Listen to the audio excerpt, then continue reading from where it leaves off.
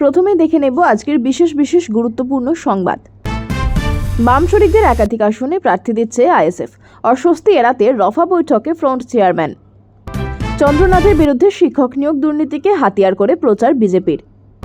ঈদের মঞ্চে মোদীকে কটাক্ষ, মমতাকে পাল্টা তোপ শ্রমিকের, ভোটের আগে তুঙ্গে তরজা। সিপিএম কংগ্রেসকে মুছেছি, একই হাল করব বিজেপিরও, ভোট প্রচার সরগরম কেষ্ট বচনে। স্বল্প সঞ্চয়ে চড়া সুদ, শান্তিপুরে চিটফান্ড চক্রের ফাঁদে পা দিয়ে প্রতারিত শতাধিক মহিলা। সেবাশ্রয়ের পর এবার ভোট চেয়ে নন্দীগ্রামে, পাথর প্রতিমা থেকে মঙ্গলে প্রচার শুরু করে শুভেন্দুর কেন্দ্রে বুধেই অভিযানে অভিষেক। বিস্তারিত খবরে যাওয়ার আগে ভিডিওটিতে একটি লাইক দিন এবং পরবর্তী আপডেট পাওয়ার জন্য চ্যানেলটিকে সাবস্ক্রাইব করে রাখুন। এখন বিস্তারিত খবর। দফায় আলিমুদ্দিন স্ট্রিটে গিয়ে বামফ্রন্ট নেতৃত্বের সঙ্গে আলোচনা করে জোর চূড়ান্ত করেছিল আইএসএফ, কিন্তু তারপরেও দফার আসনের বাইরে প্রার্থী দেওয়ার কথা জানিয়েছে আইএসএফ এর নেতৃত্ব। আর এতেই বামফ্রন্টের অস্বস্তি বেড়েছে, কারণ রফার বাইরে একাধিক বাম শরিকদের আসনে আইএসএফ প্রার্থী দিচ্ছে। সেই অস্বস্তি কাটাতে বামফ্রন্ট চেয়ারম্যান বিমান বসু শরিক দলগুলির সঙ্গে বৈঠকে বসছে বলে খবর। দ্রুত শরিক দলগুলির সঙ্গে কথা বলে আইএসএফ এর সঙ্গে রফা সূত্রে যেতে চাইছেন বিমান বসু।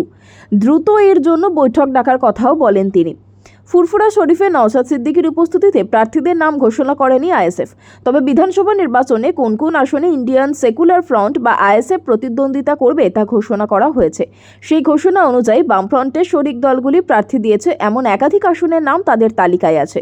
এতে কার্যত বাম শরিকদের মধ্যে তীব্র অসন্তোষ তৈরি হয়েছে। আলিমুদ্দিন স্ট্রিট সূত্রে খবর, শরিকদের তরফে অসন্তোষের কথা জানানো হয়েছে বামফ্রন্ট চেয়ারম্যান বিমান বসুকে। এমনিতেই আসন সমঝোতা নিয়ে ফরওয়ার্ড ব্লকের সঙ্গে তীব্র মতবিরোধ চলছে প্রধান শরিক সিপিআইএম এর। মূলত মুর্শিদাবাদ, বীরভূম, পূর্ব মেদিনীপুর ও বিশেষত উত্তর 24 পরগনা জেলার কয়েকটা আসন নিয়ে দ্বিপাক্ষিক আলোচনা চলছে সিপিআইএম এবং আইএসএফ এর মধ্যে। এই সঙ্গে বামফ্রন্ট চেয়ারম্যান বিমান বসু বলছেন, আইএসএফ এর সঙ্গে সিপিআইএম এ দ্বিপাক্ষিক আলোচনা দফায় হয়েছে, কিন্তু বামফ্রন্টে এখনো চূড়ান্ত নিষ্পত্তি হয়নি। আশা করছি বামফ্রন্টের শরিক দলগুলির সঙ্গে আইএসএফ এর আলোচনায় দ্রুত যুক্তিসঙ্গত নিষ্পত্তি হয়ে যাবে। বোলপুরে তৃণমূল প্রার্থীর নামে পড়ল শিক্ষক নিয়োগ দুর্নীতিতে যুক্ত থাকার পোস্টার। চন্দ্রনাথ সিংহের ছবি দিয়ে সেই পোস্টারে লেখা তার বাড়ি থেকে 4 কোটি টাকা বাজেয়াপ্ত হয়েছিল। এই পোস্টার সোশ্যাল মিডিয়ায় পোস্ট করেন বিজেপির নেতা কর্মীরাও, যা নিয়ে চরম অস্বস্তিতে পড়েছে তৃণমূল কংগ্রেস। আর ভোট যত এগিয়ে আসছে সব মিলিয়ে সরগরম বোলপুরের মাটি। যদিও এই প্রসঙ্গে বোলপুরের বিধায়ক তথা রাজ্যের মন্ত্রী চন্দ্রনাথ সিংহ বলেন, বিজেপির লোকজন নেই, প্রচার কি বিষয় নিয়ে করবে খুঁজে পাচ্ছে না, তাই এসব করছে। এতে প্রকারান্তরে আমরাই প্রচার করছি, আরও করুক এই ধরনের প্রচার, তাতে আমরাই জয়ের মার্জিন বাড়বে। অন্যদিকে বোলপুর বিধানসভা কেন্দ্রের বিজেপি প্রার্থী দিলীপ ঘোষ বলেন, শুধু সোশ্যাল মিডিয়ায় পোস্ট কেন, পশ্চিমবঙ্গের কোনো মিডিয়া, কোনো জনতা জানে না যে এটা সুনীতি নয়, সবটাই দুর্নীতি। মন্ত্রীর বাড়ি থেকে নিয়োগ দুর্নীতির কোটি টাকা উদ্ধার হয়েছে, তা সবাই দেখেছে। এত দুর্নীতির পরেও তাকেই প্রার্থী করেছে তৃণমূল। আসলে তৃণমূল দলটাই দুর্নীতি, তাই হলো সুনীতি। উল্লেখ্য, 2011 সালে রাজ্যে রাজনৈতিক পালাবদল ঘটে। সেই বছরই প্রথমবার বাম দুর্গ বোলপুরে জোড়া ফুল ফুটেছিল তৃণমূল প্রার্থী চন্দ্রনাথ সিংহের হাত ধরে। আরএসপির বর্ষিয়ান নেতা তপন হেরকে 16,627 ভোটে হারিয়ে মমতা বন্দ্যোপাধ্যায়ের মন্ত্রিসভায় জায়গা করে নিয়েছিলেন চন্দ্রনাথ। চতুর্থবারের জন্য বোলপুর বিধানসভা কেন্দ্র থেকে দলে চন্দ্রনাথ সিংহকেই প্রার্থী করেছে। তবে শিক্ষক নিয়োগ দুর্নীতি মামলায় ইডির খাতায় তার নাম রয়েছে। তাকে একাধিকবার কলকাতায় নিজাম প্যালেসে ডেকে জিজ্ঞাসাবাদও করা হয়েছে। এমনকি 2বার মন্ত্রী চন্দ্রনাথ সিংহের বাড়িতে তল্লাশি চালিয়েছেন এনফোর্সমেন্ট ডিরেক্টরেটের অফিসারেরা। উদ্ধার হয়েছিল 4 কোটি টাকা, দাবি করা হয় ইডির তরফে। এই মামলায় জামিন নিতে চলেছে চন্দ্রনাথ সিংহকে। ঈদের সকালে রেড রোডের মঞ্চ থেকে প্রধানমন্ত্রী নরেন্দ্র মোদীর বিদেশ সফর নিয়ে কড়া কটাক্ষ করেছিলেন মুখ্যমন্ত্রী মমতা বন্দ্যোপাধ্যায়।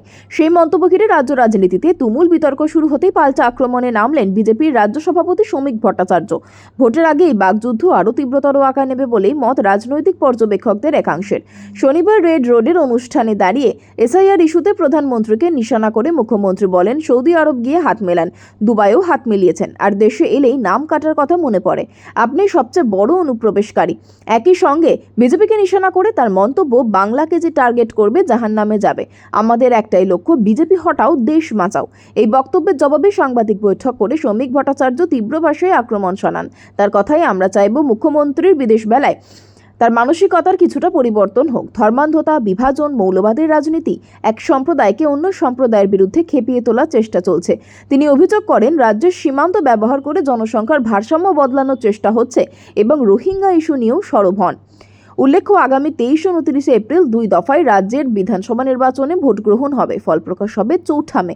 ইতিমধ্যেই তৃণমূল কংগ্রেস 291টি আসনে প্রার্থী ঘোষণা করেছে। বিজেপিও 256টি আসনে প্রার্থী তালিকা প্রকাশ করেছে। ভোট যত এগিয়ে আসছে ততই রাজ্যের রাজনৈতিক দরজা চড়ছে। এদিনের ঘটনায় তার স্পষ্ট। এখন দেখা শ্রমিকের প্রতিক্রিয়া জবাবে রাজ্যের শাসক দল পাল্টা কোনো প্রতিক্রিয়ার সামনে আনে কিনা। বিজেপিতে যোগ দেওয়ার প্রস্তাব প্রত্যাখ্যান করায় মেয়ে সহ জেল খাটতে হয়েছে। বীরভূম জুড়ে জাল বিছিয়েছিল বিজেপি, তবে জনরায় বরাবর প্রতিফলিত হয়েছে তৃণমূলের ভোট বাক্সে।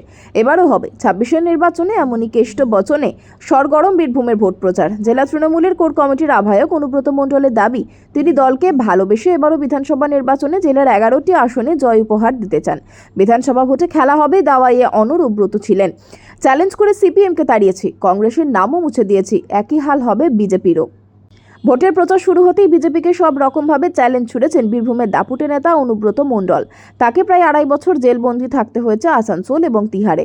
এর নেপথ্যে বিজেপিকে দায়ী করে তার অভিযোগ, নিজে হাতে তৈরি করা দলীয় সংগঠন ভাঙার চেষ্টা করেছে বিজেপি, কিন্তু আদতে তাকে বন্দি রেখেও গোটা জেলায় সংগঠনের এতটুকু আঁচ পড়েনি। তার প্রমাণ পেয়েছে বিজেপি, কারণ গত লোকসভা এবং পঞ্চায়েত নির্বাচনে জয়লাভ করেছে তৃণমূল।